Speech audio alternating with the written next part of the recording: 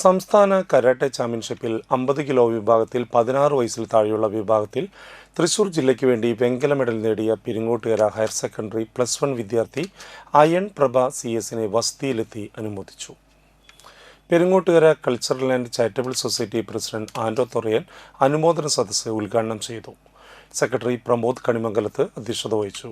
ജഗദീഷ് രാജ് വാളമുക്ക്, പോൾ പുലിക്കോട്ടിൽ, ഹരിദാസ് ചെമ്മാപ്പള്ളി, ജനാർദ്ദനൻ പൂക്കാട്ട് എന്നിവർ സംസാരിച്ചു.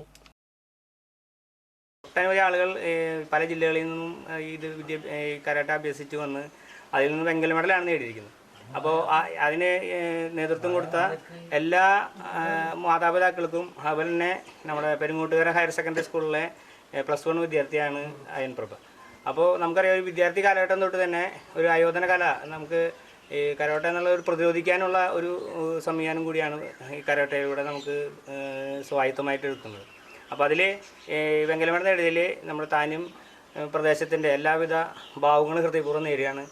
എനിക്ക് ഇത്ര നല്ല സ്വീകരണം എന്ന പെരിങ്ങോട്ടുകര കൾച്ചറൽ ചാരിറ്റബിൾ ട്രസ്റ്റിന് നന്ദി. പിന്നെ ഇത്ര നാൾ എൻ്റെ കൂടെ കൂട്ടി നിന്ന എൻ്റെ മാഷും പിന്നെ എൻ്റെ ഫാമിലി എല്ലാവർക്കും നന്ദി.